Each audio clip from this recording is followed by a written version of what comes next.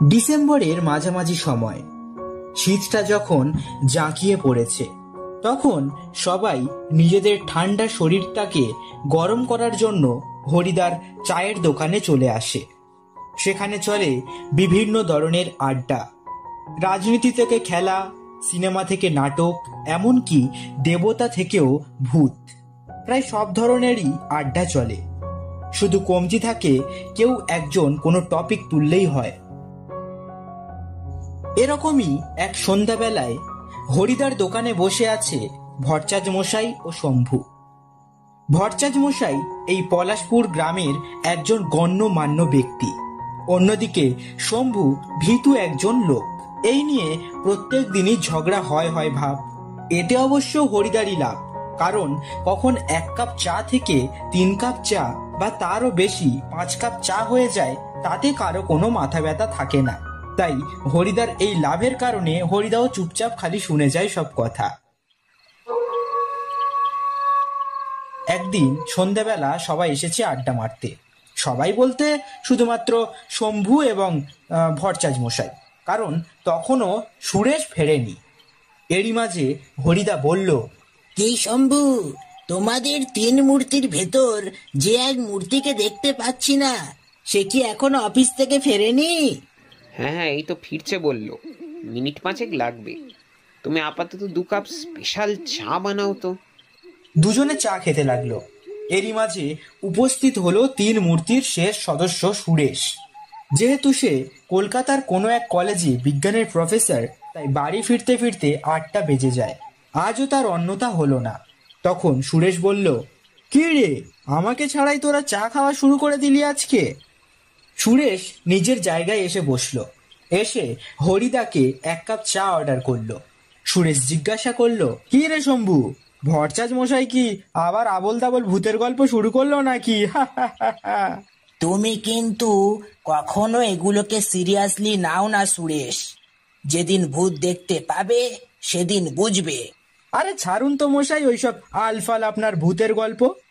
সবাইকে থামিয়ে শম্ভু বলল, আরে ভট্টাচ মশাই, আপনি ওর কথা ছাড়ুন না।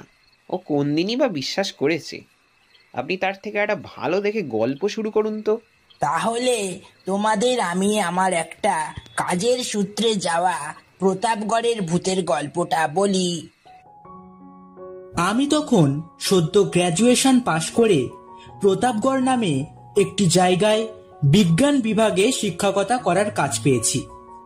এরকম একদিন স্কুল শেষ হওয়ার পর টিউশন পড়িয়ে বাড়ি ফিরতে ফিরতে অনেক রাত হয়ে গেল।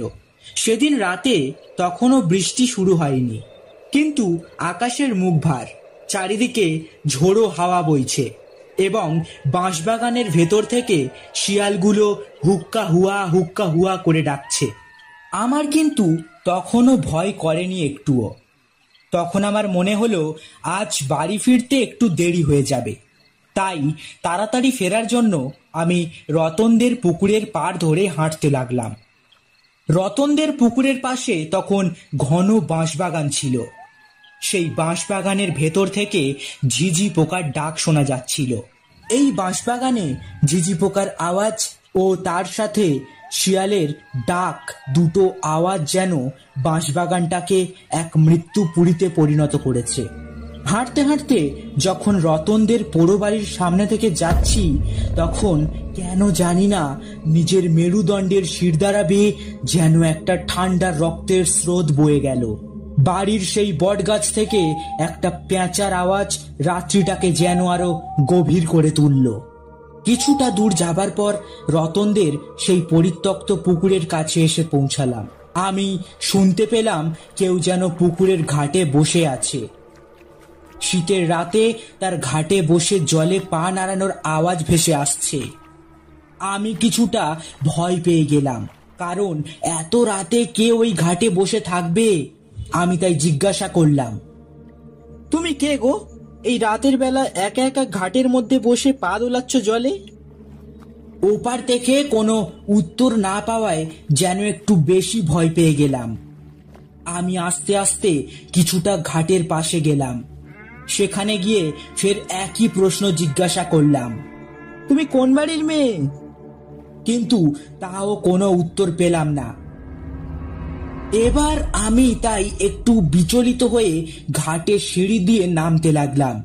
কিছুটা কাছে যাবার পর আমি বুঝতে পারলাম যে একটা সাদা শাড়ি পরা একজন মহিলা ঘাটে বসে পা দোলাচ্ছে। এবার আমি আমার হাতটা দিয়ে তাকে ডাকতে লাগলাম। যেই না আমি তার কাঁধে হাত দিয়েছি অমনি সে আমার দিকে ঘুরে তাকালো। সেই সময় যেই আমার চোখ তার চোখের ওপর পড়ল, দেখলাম তার চোখ থেকে যেন ফেটে আগুনের লাভা বের হচ্ছে। নাক যেন কেউ কেটে নিয়ে চলে গেছে। ঠোঁটের পাশ থেকে দুটো দাঁত খাড়ার মতো বেরিয়ে আছে। আর তার সেই বিদঘুটে চেহারা দেখে আমার প্রাণপণে চেঁচিয়ে ওঠার ইচ্ছা হলো, কিন্তু চেঁচাতে পারলাম না।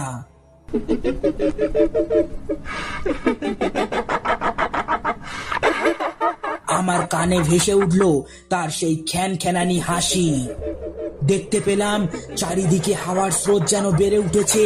আমি প্রাণপণে যেই পালাতে যাব, সেই সময় সেই ঘাটের ওপর পা পিছলে পড়ে গেলাম। তারপর আমি অজ্ঞান হয়ে গেলাম, আর আমার কিছু মনে নেই।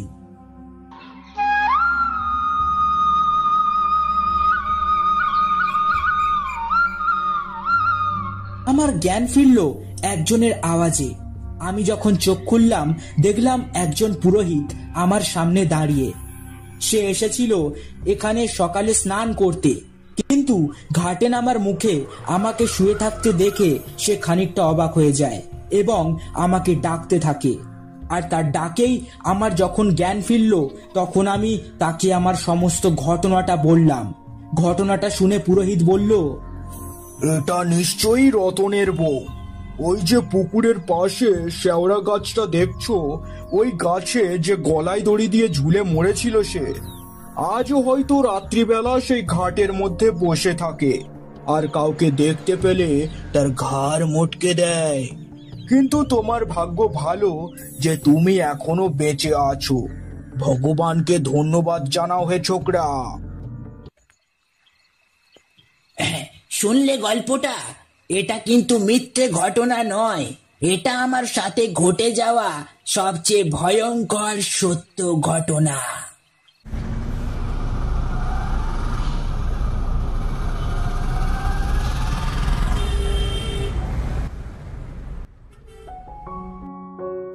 আমি রাহুল মজুমদার।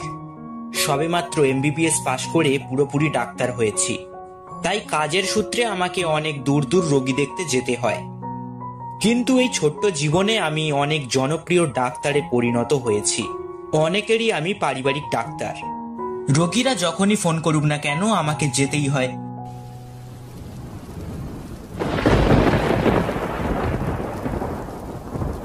একদিন বৃষ্টির সন্ধ্যাবেলা আমি ক্লিনিকে বসেছিলাম। হঠাৎই আমার ফোনটা বেজে উঠল।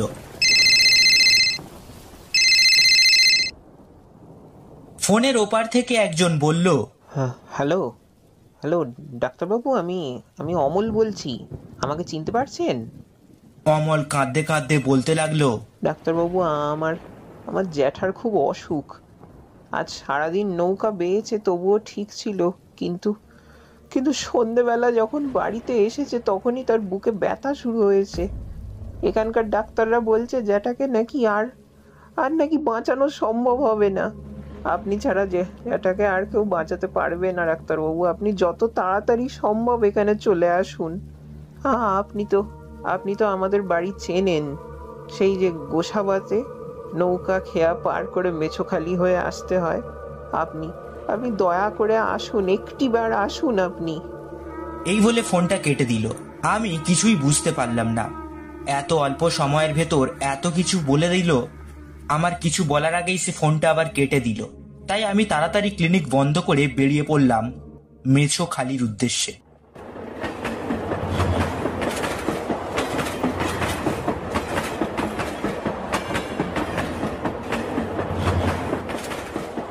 আমি ট্রেনে উঠলাম। জানলা থেকে আমি বাইরের প্রকৃতিটা দেখতে লাগলাম।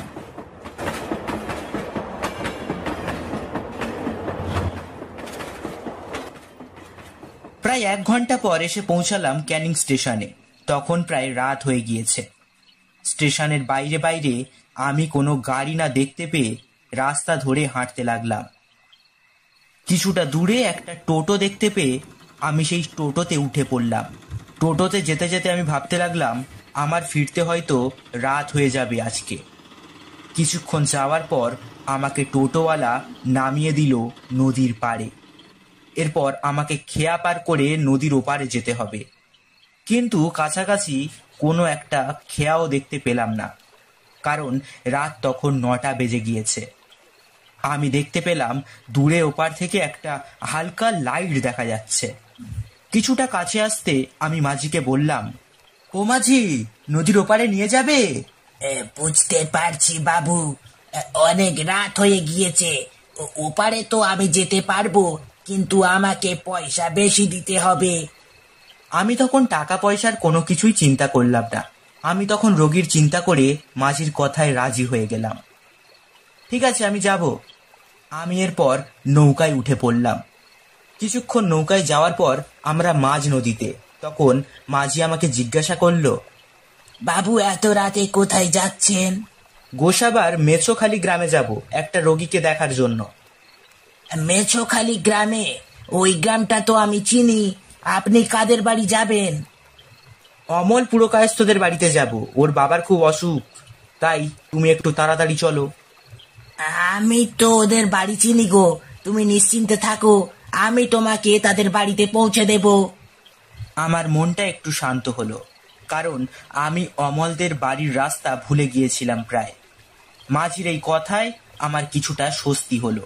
এইভাবে আমরা পাড়ে চলে এলাম। মাঝি নৌকা পাড়ে লাগিয়ে আমার সাথে হাঁটতে লাগলো। এইভাবে আমরা জঙ্গলের ভেতর দিয়ে যেতে লাগলাম অমলদের বাড়ির উদ্দেশ্যে। রাস্তায় আমি আর সেই লোকটা ছাড়া অন্য কেউ নেই। দুজনে হাঁটতে লাগলাম শীতের সেই রাতে। চারিদিকে বইছে হু হু করে হাওয়া। কোথাও কোথাও হঠাৎ করে শিয়াল ডেকে উঠছে হুক্কা হুয়া করে। ঝিঝি পোকার ডাক, পেঁচার ডাক, শিয়ালের ডাক সব মিলে যেন একটা গভীর ষড়যন্ত্রের শিকার হচ্ছি আমি। জানি না কেমন যেন একটা ভয় পেতে লাগলো। কি যেন হাহাকার উঠেছে পরিবেশের মধ্যে। রাতটা হয়ে উঠেছে একটা ভয়ানক আতঙ্কের। কিছুটা যাওয়ার পর মাঝি হঠাৎ বলল, ওই যে দূরে বাড়িটা দেখতে পাচ্ছ, ওটা হচ্ছে অমলদের বাড়ি। আমি তার কথা শুনে ধন্যবাদ যাওয়ার জন্য যেই পিছনে ঘুরে দেখলাম কেউ কোথাও নেই। আমি খানিকটা অবাক হলাম, কিন্তু আমার মাথায় তখন ওইসব ছিল না। তখন আমার চিন্তা রোগীকে কিভাবে বাঁচানো যায়। তাই আমি খুব তাড়াতাড়ি হেঁটে ওই অমলদের বাড়ির ভেতর গিয়ে ঢুকলাম।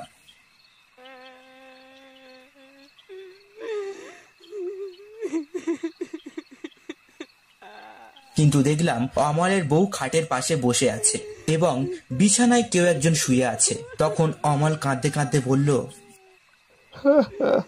ডাক্তারবাবু, আপনি একটু তাড়াতাড়ি আসতে পারলেন না? খানিক আগেই আমার জ্যাঠা মারা গেছেন। আমি যেই রোগীর মৃতদেহটা দেখলাম তখন আমার সারা শরীরের ভেতর দিয়ে যেন ঠান্ডা রক্তের স্রোত বয়ে গেল। আমি সেখান থেকে ছিটকে বেরিয়ে এলাম, কারণ সেই মুখের সাথে সেই মাঝির মুখের অনেক মিল রয়েছে।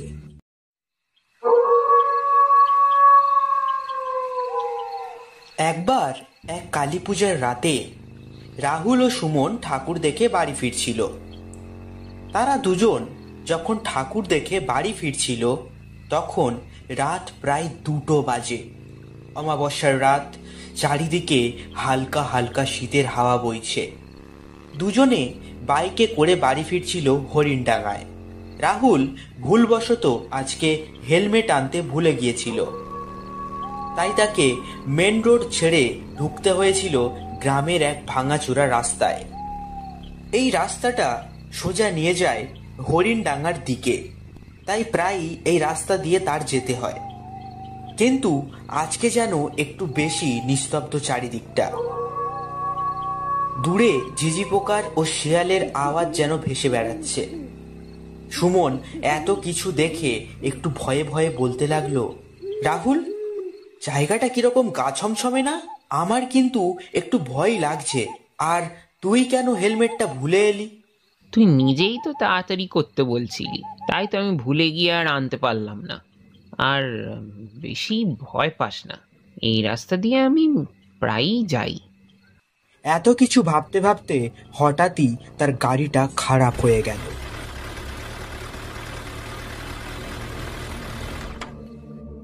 তখন সুমন বলল, ভাই আমার খুব ভয় করছে, আমার মনে হচ্ছে এটা কোনো ভূতেরই কাজ। আরে তুই এত ভয় পাচ্ছিস কেন বলতো? চল চল সামনে দেখি, মনে হয় কোনো গ্যারেজ আছে। তারা কিছুটা আগে গিয়ে দেখলো একটা ভাঙাচোরা গ্যারেজ। মনে হচ্ছে না তো এখানে কেউ আগে গাড়ি সারিয়েছে, কিন্তু এত কিছু ভাবার সময় ছিল না, তাই রাহুল ডাকতে লাগলো, কেউ আছেন? কেউ আছেন? দুবার ডাকার পর গ্যারেজ থেকে বেরিয়ে এলো একটা বয়স্ক লোক। তাকে দেখে রাহুল বলল, আমাদের গাড়িটা চলতে চলতে খারাপ হয়ে গেছে, আপনি একটু দেখে বলতে পারবেন কি হয়েছে?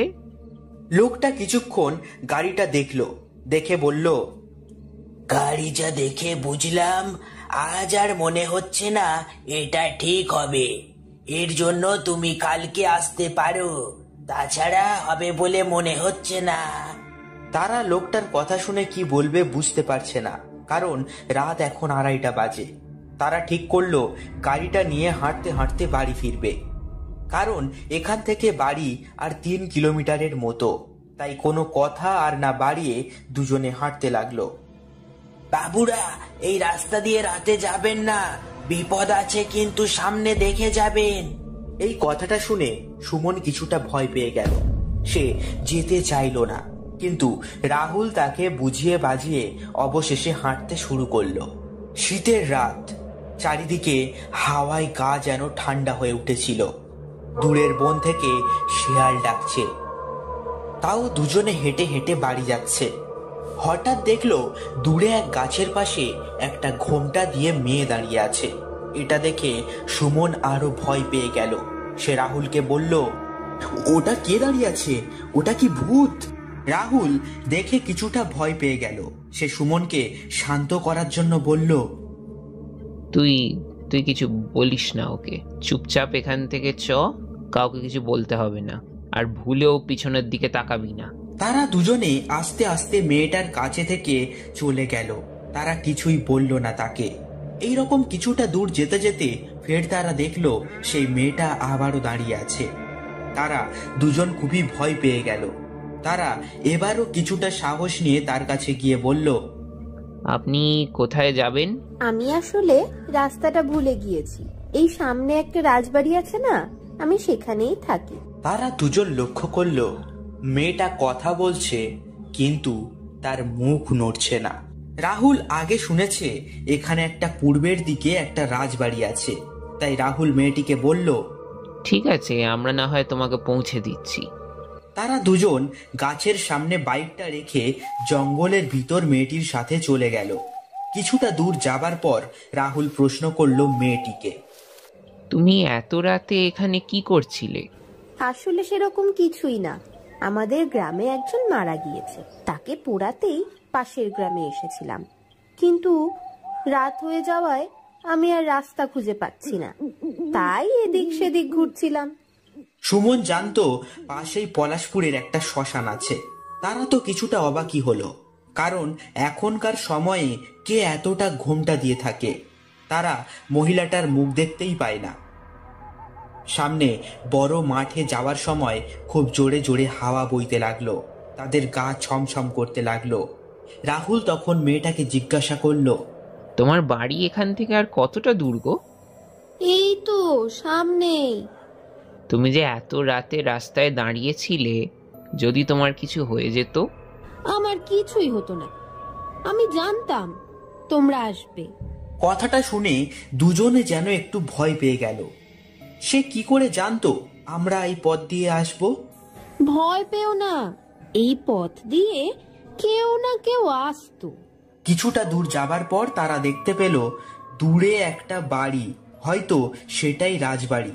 তাই তারা বলল, ঠিক আছে, তুমি তাহলে তোমার বাড়ি পৌঁছে গিয়েছো, আমরা তাহলে আসছি। এ কি, তোমরা এত দূর এলে আর আমার বাড়ি আসবে না? অন্তত একটু চা তো খেয়ে যাও। না না, অনেক রাত হয়েছে, আমাদেরকেও আমাদের বাড়ি ফিরতে হবে। এই কথা বলার পর হঠাৎই দমকা হাওয়াতে মেয়েটার মুখ থেকে ঘোমটাটা সরে গেল। তারা যা দেখলো খুবই ভয় পেয়ে গেল। দেখলো সেই মেয়েটা একটা রাক্ষসী, তাদেরকে ভুলিয়ে ভালিয়ে তার রাজবাড়িতে নিয়ে এসেছে। তারা আর কিছুই না ভেবে দুজনে ছুটতে লাগলো জঙ্গলের এদিকে সেদিকে। দুজনেই ছুটতে লাগলো। ছুটতে ছুটতে অনেকটা দূরে এসে পড়ল সুমন। সে দেখতে পেল সামনেই সেই পলাশপুর। দূরে কয়েকজন লোক কাকে যেন পোড়াচ্ছে। সে দেখলো দূরে সেই লাল শাড়ি পরা ও ঘোমটা মাথায় দেওয়া সেই মেয়েটা। এটা দেখে তারা আরো ভয় পেয়ে গেল। তার গলা শুকিয়ে এলো, কি করবে বুঝতে পারলো না। ছুটতে ছুটতে সে চলে এলো অনেকটা দূরে। সে দেখলো দূরে সেই কাঁচা রাস্তাটা। সে রাহুলকে আর দেখতে পেল না। হঠাৎই তার ফোনটা বেজে উঠল। সে দেখলো রাহুলের ফোন। সময় নষ্ট না করেই ফোনটা তুলে ধরলো। তুলতেই সেপার থেকে ভেসে এলো, কত দূর তুই আর পালাবি? আমি তো তোর বন্ধুকে মেরাই দেব। যদি তুই তোর বন্ধুকে বাঁচাতে চাস চলে আয় আমার কাছে। ভাই ভাই আমাকে বাঁচা, আমাকে মেরে দিল ভাই, আমাকে মেরে দিল, বাঁচা। সুমন ফোনটা পেয়ে খুবই ভয় পেয়ে গেল। কি করবে বুঝতে পারছে না। রাস্তার মাঝে দাঁড়িয়ে সে এদিক ওদিক তাকাতে থাকে। তার যাওয়াটা কি আদৌ ঠিক হবে? এদিক সেদিক ভাবতে ভাবতেই হঠাৎ তার পেছন থেকে একটা বাস তাকে চাপা দিয়ে চলে যায়। রক্তে তার সারা শরীর ভেসে যায়। এখানেই দুজনের মৃত্যু হয়। এইভাবে আমাদের গল্প শেষ হলো। পরবর্তী সপ্তাহে হাজির হব আরো একটি রোমহর্ষক গল্প নিয়ে। দেখতে থাকুন রহস্যময় গল্প কথা।